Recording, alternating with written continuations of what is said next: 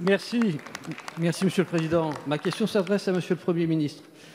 Et j'ai bien entendu la réponse qui vient d'être faite. La France s'enfonce un peu plus dans la crise économique et sociale et votre gouvernement reste timoré, lent et sourd pour venir en aide aux plus précaires qui sont les premiers touchés par la récession. Le plan de relance, discuté encore hier soir en séance, accorde 22 milliards de crédits pour 2021. Tout est concentré sur la politique de l'offre. Seulement 0,8% sont concentrés au soutien des plus précaires. Votre plan de relance ne parle effectivement pas d'urgence.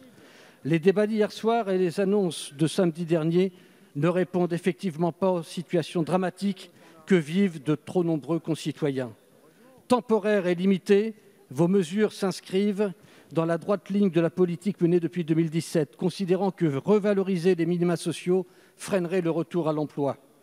Vos choix relèvent d'une logique dépassée, consistant à opposer les bons pauvres, ceux à qui l'on donnera un coup de pouce pour les aider à retrouver le marché de l'emploi, et les mauvais pauvres, à qui l'on distribuerait quelques euros.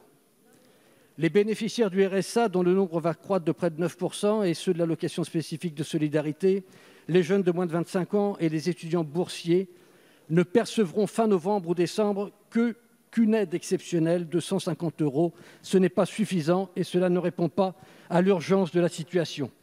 Votre gouvernement reste sur une position idéologique en refusant d'augmenter les minima sociaux. Une revalorisation est d'autant plus nécessaire que le RSA n'atteint plus aujourd'hui que 39% du SMIC contre 50% en 1988 au moment de sa création. Il faut donner un coup de pouce significatif aux minima sociaux. Il faut au moins 100 € par mois. Il faut aider aussi tous ceux qui n'ont pas droit au RSA, et notamment les plus jeunes, ceux de moins de 25 ans pour lesquels nous avions proposé un minimum jeunesse. Comment, Monsieur le ministre, pensez-vous faire pour lutter efficacement contre la pauvreté en refusant ces mesures de bon sens, alors que demain, vous allez annoncer un durcissement des mesures. La parole est à Madame Brigitte Bourguignon, ministre déléguée chargée de l'autonomie. Merci, Monsieur le Président. Monsieur le député Le Seul, permettez-moi de faire suite à la réponse que j'ai déjà donnée précédemment à Monsieur Hamouche, de vous dire que agir contre la pauvreté, c'est agir tout d'abord pour l'insertion par l'activité auprès des personnes les plus éloignées de l'emploi. C'est les accompagner socialement. Pour connaître bien ce sujet, je peux vous dire que ça n'est pas simple, parfois, que de tenir la main de quelqu'un qui est très éloigné de l'emploi. C'est ça, agir contre la pauvreté.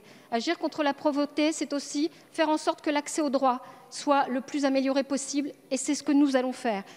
Agir contre la pauvreté, c'est trouver des solutions d'hébergement pour lutter contre la précarité, et en ce moment, dans le contexte de crise sanitaire, c'est d'autant plus important, vous imaginez bien. Agir contre la pauvreté, c'est s'occuper des jeunes, et les jeunes en priorité. Et les jeunes, d'ailleurs, qu'on ne doit pas mettre de suite dans les minima sociaux.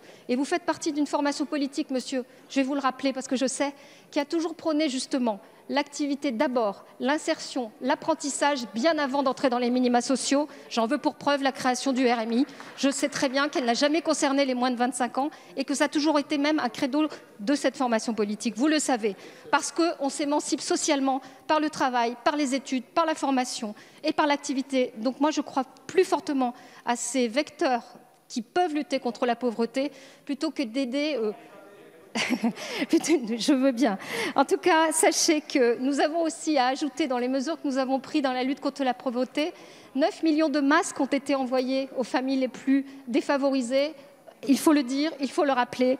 Et certaines aussi créations d'équipes mobiles de visite à domicile ont été amorcées pour les familles menacées d'expulsion. Vous le voyez, nous avons mis donc en place tout un panel de mesures qui visent à accompagner, à insérer et surtout à éviter les récidives. Voilà. Merci Madame la Ministre. La parole est à